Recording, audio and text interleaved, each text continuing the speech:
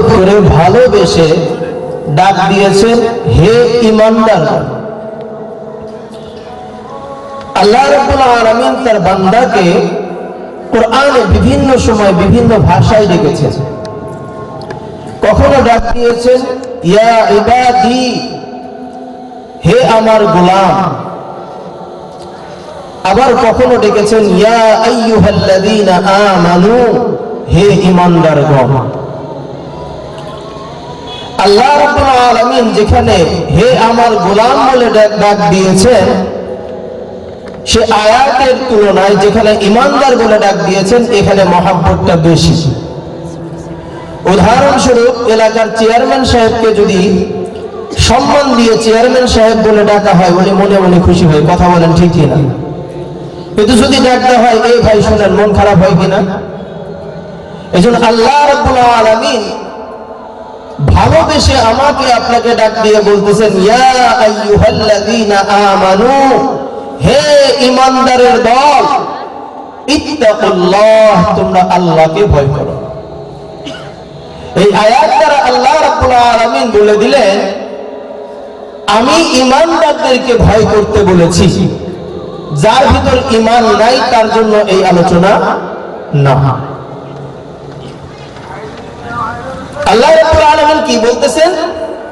ইয়া আইয়ুহাল্লাযীনা আমানুত্তাকুল্লাহ হাক্কা তুকাতিহ, হে ঈমানদারগণ, তোমরা আমি আল্লাহ রাব্বুল আলামিনকে ভয় করো ভয় করার মতো। পরোক্ষভাবে আয়াতের শেষ অংশে বলতেছেন ওয়ালা তামুতুন্না ইল্লা ওয়া আনতুম মুসলিমুন, খবরদার খবরদার তোমরা মুসলিম না হয়ে যেন মৃত্যুবরণ করো না। তাহলে আজকের মাহফিলে আমরা যারা সামনে উপবিষ্ট আছি তাদের প্রথম পরিচয় আমরা মুসলমান। তো আমাদের পরিচয় কি? মুসলমান। এবং আমাদের আরো একটা পরিচয় হলো আমরা মুমিন, কথা বলেন ঠিক কিনা? আল্লাহ রাব্বুল আলামিন তাহলে কথাটা আমাদেরকেই বলতেছেন হে ঈমানদারগণ, তোমরা মুসলমান হয়ে মৃত্যুবরণ করো। এই কথা দ্বারা বোঝা গেল আমরা ঈমানদারও না মুসলমানও না। কিভাবে? কারণ আল্লাহ রাব্বুল আলামিন বলতেছেন দুনিয়ার বুকে মুসলমান থাকবে, দুনিয়ার বুকে ঈমানদার থাকবে, কিন্তু প্রকৃতপক্ষে যে ঈমানদার না হবে, প্রকৃতপক্ষে যে মুসলমান হবে না হবে, সে ঈমানদারও না মুসলমানও না।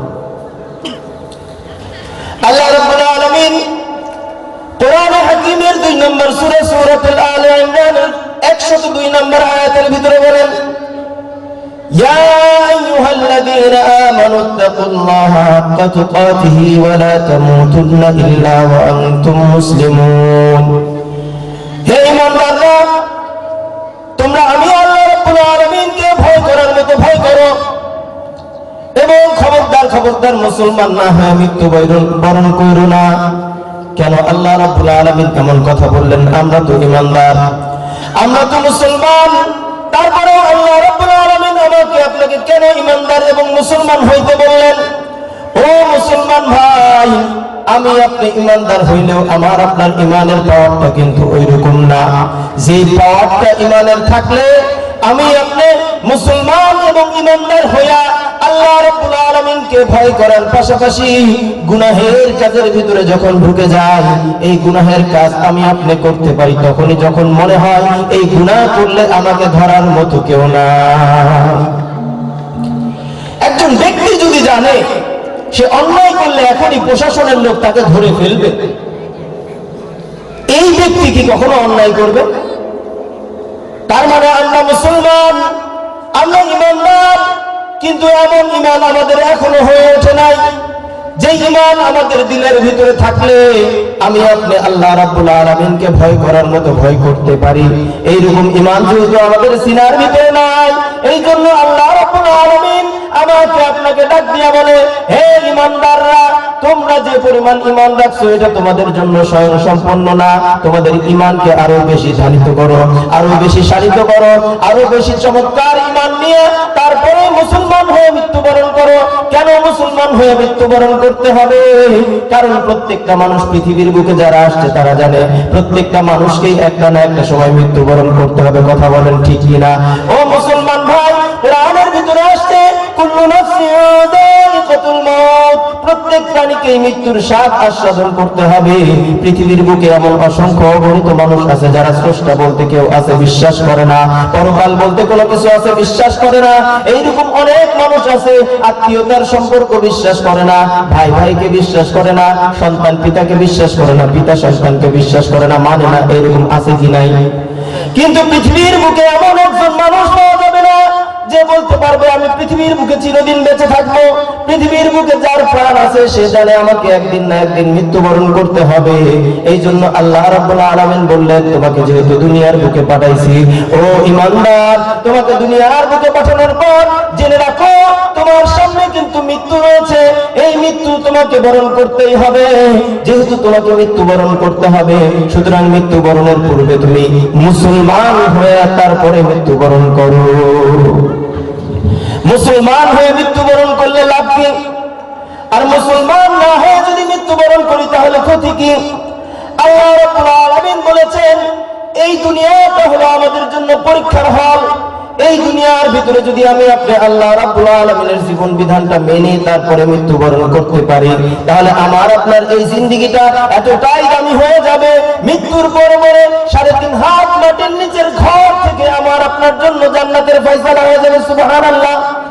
আর যদি ঈমান ছাড়া মৃত্যুবরণ করি তাহলে এই ঘরটা কিন্তু জাহান্নামের টুকরা হয়ে যাবে। কথা বলেন ঠিক কিনা? ও মুসলমান, মৃত্যু যেহেতু সুনিশ্চিত, মৃত্যুবরণ যেহেতু করতেই হবে, মৃত্যুর জন্য সদা প্রস্তুত থাকা উচিত। এই জন্য আল্লাহ রাব্বুল আলামিন কোরআনের ভিতরে বলে দেন, এই মুসলমান তোমরা ঈমানদার হও, মুসলমান হয়ে মৃত্যুবরণ করো। এই ঈমানদার, তোমার ভিতরে যে ঈমান আছে এটা যদি মুসলমানের ঈমান না হয় তাহলে কিন্তু তুমি নাজাত পাবে না। মুসলমানি বুয়াদ গর্দান নিহাদান ইনানে খুতবা দস্তে খাজাদাদান। ও মুসলমান ভাই, মুসলমান মানে শুধু মুসলমানের বংশে জন্মগ্রহণ করা এমন নয়, মুসলমান মানে শুধু খাতনা করা এমন নয়। মুসলমান মানে আপনাকে আপনার গর্দানটা আল্লাহ তাআলার হুকুমের সামনে ঝুঁকায় দিতে হবে।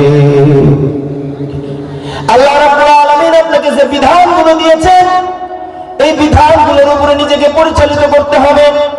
আল্লাহ রাব্বুল আলামিনকে ভয় করতে বলছেন, কিন্তু আমার আপনার জিন্দেগীর অবস্থা এমন যে গুনাহের সাগরে আমি আপনি ডুবে আছি। কথা বলেন ঠিক কিনা? জীবনের একটা মুহূর্ত এমন কাটনাই যে মুহূর্তের ভিতরে আমি আপনি গুনাহের ভিতরে যাই নাই।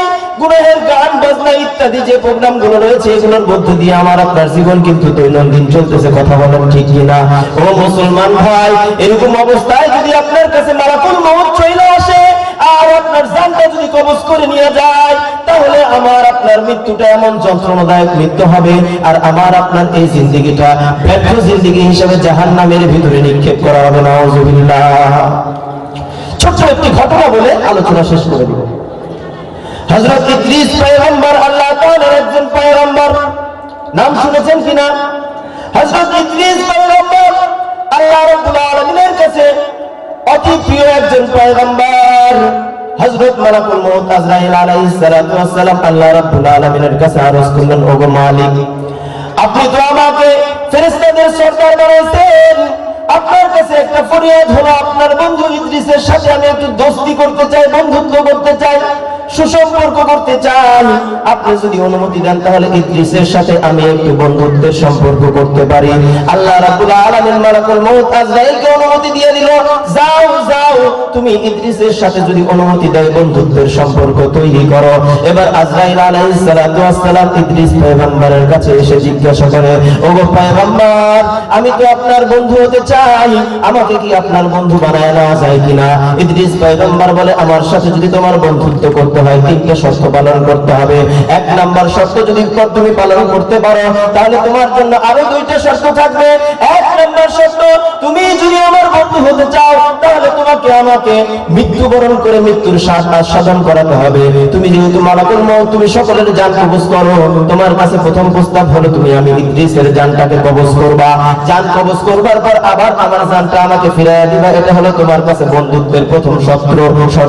2 নাম্বার শর্ত, তুমি যদি আমার বন্ধু হতে চাও তাহলে তোমার কাছে ফরিয়াদ, তুমি আমার বন্ধু হতে চাইলে আমাকে জাহান্নামের ভিতরে একবার তোমাকে নিয়ে যেতে হবে। জাহান্নামের ভিতর থেকে তুমি আমাকে বের করে যদি নিয়ে আসতে পারো তাহলে তোমার সাথে 2 নম্বর শর্ত পূরণ হবে। 3 নম্বর শর্ত হলো তুমি যদি আমার বন্ধুত্ব পেতে চাও তাহলে অবশ্যই আল্লাহ পাকের জান্নাতের ভিতরে প্রবেশ করাতে হবে। হযরত আজরাইল আলাইহিস সালাতু ওয়াস সালাম এমন প্রস্তাব শুনে হতচকিত হয়ে গেছেন। আল্লাহ রাব্বুল আলামিনের কাছে আসছে, ওগো মালিক, আপনার বন্ধু ইদ্রিস তো এমন প্রস্তাব রাখছে, প্রথমত তার জান কবজ করতে হবে, আপনি অনুমতি দিলে সেটা করে দেখানো হবে। আল্লাহ রাব্বুল আলামিন হযরত আজরাইল আলাইহিস সালাতু ওয়াস সালামকে সবগুলো অনুমতি দিয়ে দিলেন। হযরত আজরাইল আলাইহিস সালাতু ওয়াস সালাম ইদ্রিস পয়গম্বরের কাছে আসলেন, তার জানটাকে কবজ করে আবার জানটা তার ভিতরে দিয়ে দিলেন। দ্বিতীয় প্রস্তাব ছিল যে হযরত ইদ্রিস পয়গম্বরের সাথে বন্ধুত্ব করতে হলে জাহান্নামের ভিতরে নিয়ে যেতে হবে। ইদ্রিস পয়গম্বরকে জাহান্নামের ভিতরে ঢুকায় আবার বের করা হয়েছে। 3 নম্বর প্রস্তাব ছিল জান্নাতের ভিতরে ঢুকাতে হবে। জান্নাতের ভিতরে ঢুকায় এবার ইদ্রিস পয়গম্বর হযরত আজরাইল আলাইহিস সালাতু ওয়াস সালামকে বলে, বন্ধু টাটা বাই বাই। কেন? মানুষ যেহেতু দুনিয়ার বুকে ছিলাম, প্রত্যেকটা মানুষকে মৃত্যুর স্বাদ আস্বাদন করতে হবে। আমারও তো একবার মৃত্যু হয়েছে এবং আমি পুনর্জীবন লাভ করছি, সুতরাং আমার মৃত্যু হয়েছে, আমি আর দ্বিতীয়বার মৃত্যুবরণ করতে চাই না। একজন মানুষ দুনিয়ার বুকে চলতে গিয়া পাপ পুণ্যের ভিতরে জীবন কাটতে পারে, সুতরাং শাস্তি স্বরূপ জাহান্নামের ভিতরে আমি একবার ঢুকছিলাম, শেষমেশ আমি যেহেতু জান্নাতের ভিতরে ঢুকছি আর বের হব না। হযরত ইদ্রিস পয়গম্বর এর ঘটনা সামনে নিয়ে আসার কারণ হলো যে প্রত্যেকটা মানুষকে মৃত্যুবরণ করতে হবে। ইদ্রিস পয়গম্বর বলেন যে তার যে মৃত্যুর কষ্টটা ছিল, যন্ত্রণাটা ছিল, এটা কেমন ছিল? ও ঈমানদার, আমাকে আপনাকে মৃত্যুবরণ করতে হবে। আমি আপনি যদি ঈমানদার হয়ে মৃত্যুবরণ না করতে পারি তাহলে মৃত্যুর যন্ত্রণা কিন্তু ভয়াবহ। ইদ্রিস পয়গম্বর বলেন, আজরাইল আমার বন্ধু হিসেবে যখন আমার জানটা কবজ করছে সেটার যন্ত্রণা কেমন জানো কি তোমরা? কেমন যে একটা তাজা ছাগলকে যদি তার গায়ের চামড়া এক টান দিয়ে ছিলে ফেলা হয় তাহলে যে পরিমাণ কষ্ট হবে।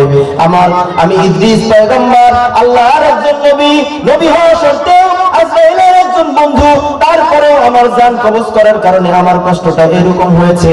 ও মুসলমান ভাই, একজন নবীর যদি এরকম কষ্ট হয়, আমার আপনার মৃত্যু সামনে আছে কি নাই কথা বলেন?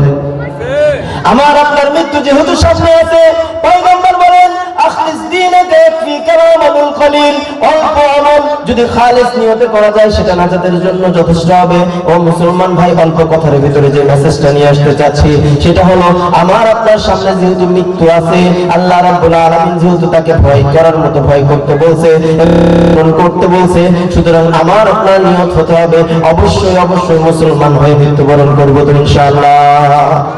আল্লাহ রাব্বুল আলামিন আমাকে আপনাকে আল্লাহ রাব্বুল আলামিনকে ভয় করার মতো ভয় করে মুসলমানের মতো মুসলমান হয়ে মৃত্যুবরণ করার তৌফিক দান করুক। ওয়া আখিরু দাওয়ানা আলহামদুলিল্লাহি রাব্বিল আলামিন। আসসালামু আলাইকুম ওয়া রাহমাতুল্লাহ।